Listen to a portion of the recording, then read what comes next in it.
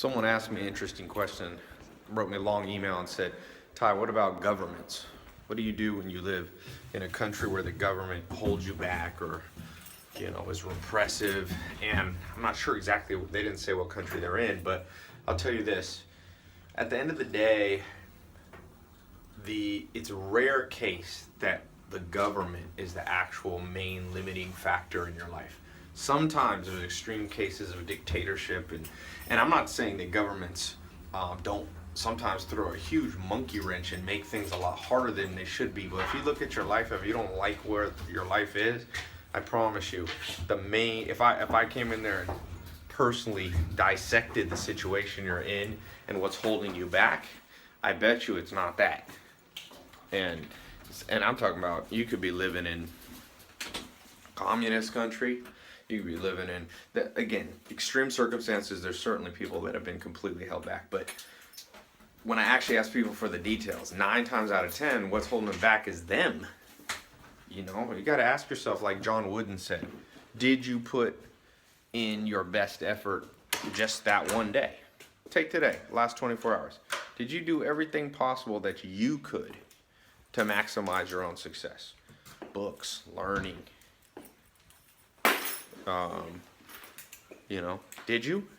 And if the answer is no, did the government stop you from doing that? Did they come down, keep you from reading a book, keep you from listening to a podcast, keep you from, taking a class, a workshop, going to a conference? No. Now, again, some of you might answer yes, and you might be in that rare, 2% of humans that are held back by their government. But what happens is it's a lot easier to take the victim route. So we just play the victim card and say, the real reason my life's in shambles is because this far off government held me back. But did they really? Like I said, think of this metaphor, McDonald's. Some people say McDonald's makes people fat. And it certainly doesn't help that McDonald's has, sorry for the bare walls there. I'm changing the books. I'm in Norway, my place in Norway, and I just moved into this place, so I haven't redecorated at all. But does McDonald's really make people fat? Because if it did, wouldn't everybody be fat? No.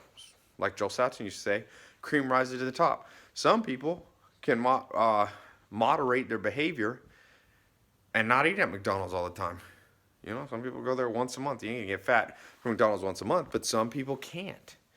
And if it wasn't McDonald's, it'd be something else. McDonald's isn't the cause of obesity. They're a contributing factor, and they certainly, but if McDonald's went out of business, Burger King or somebody else would fill the spot. So my point being, if you are overweight, should you spend all your time railing against McDonald's, passing regulations to stop McDonald's from whatever? No, it ain't gonna help you. You want to get in shape? You got to take personal responsibility. That victim card is getting old in the world. And sadly, if you play that victim card, the only one who ends up really becoming a victim is you. It's kind of like a catch-22. People play the victim card because they say they don't want to be the victim, but then they make themselves more of a victim. In the same way that McDonald's is not the primary reason that people are obese, government isn't the primary reason you will fail or succeed. It'll be you. And that's a much scarier proposition for us to comprehend, to go, all right, so what you're saying is Donald Trump the next 4 years, Donald Trump won't be the main determinant of whether I have a good 4 years? Yes, that's exactly what I'm saying.